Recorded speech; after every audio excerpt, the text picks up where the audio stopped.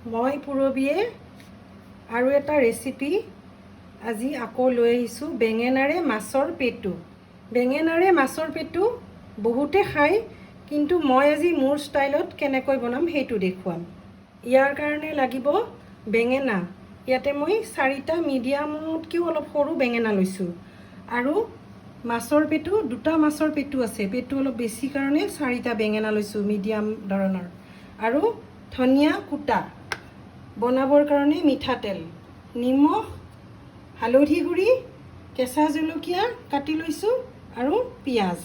গেছটো মই জ্বলাই লৈছোঁ, গৰম হৈ গৈছে। এতিয়া ইয়াত মই মিঠাতেল দিছোঁ। তেল মই বেছি নিদিওঁ, কমাই দিম, কাৰণ মাছৰ পেটুটো তেলেই। ইয়াত মই প্ৰথমতে তেল গৰম হৈ গৈছে, পিঁয়াজ দিছোঁ। ইয়াত 2টা ডাঙৰ পিঁয়াজ আছে, অলপ মই ৰাখিছোঁ পিঁয়াজ।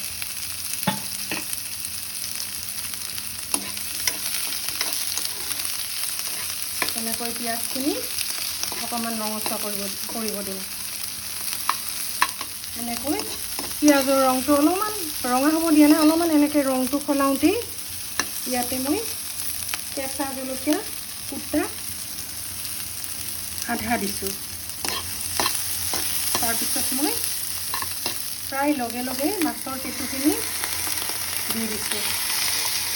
মাছৰ পেটুখিনি এতিয়া মই ভালকৈ তেল হোৱালৈকে লৰাই থাকিম। ইয়াত হালধি গুড়িও দিম,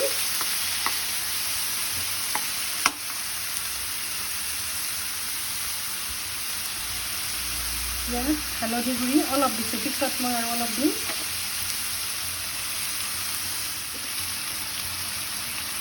হালধি গুড়ি অলপমান আৰু দিয়ে দিছোঁ এতিয়াই।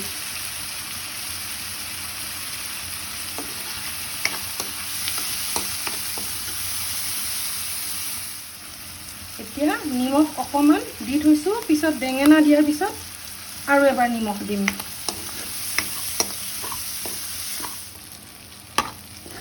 এতিয়া তেলটো এনেকৈ গলি গৈছে, পূৰা তেলটো ওলাই গৈছে। মই এতিয়া গেছটো অকণমান মিডিয়ামতকৈও তলত দি লৈছোঁ। তাৰপিছত মই ইয়াত বেঙেনাখিনি দিছোঁ।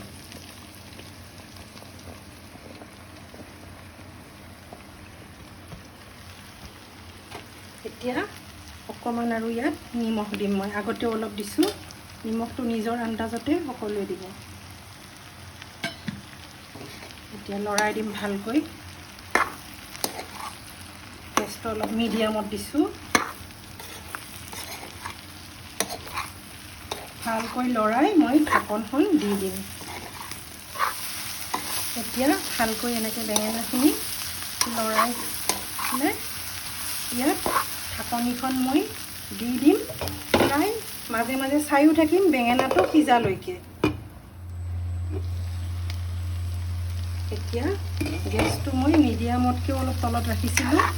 প্ৰায় 6 মিনিটমান পিছত মাজতে এবাৰ লৰাইছিলোঁ, এনেকুৱা হৈছে। আৰু এবাৰ ঢাকি পেলাই আকৌ গেছটো কমাই পেলাই ল' ফ্লেমত ৰাখিম।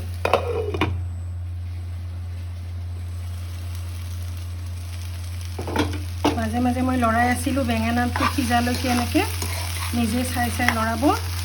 আৰু এতিয়া প্ৰায় বেঙেনাটো সিজি গৈছে, তথাপি মই আৰু 2 মিনিট একদম ল' ফ্লেমত দি গেছটো ৰাখিম।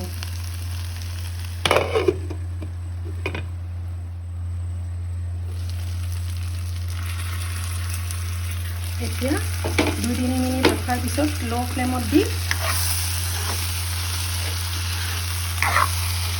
ল' ফ্লেমত দি 2-3 মিনিট ৰখাৰ পিছত এতিয়া প্ৰায় হৈ গৈছে আৰু নমাব। এতিয়া মই ইয়াত অকণমান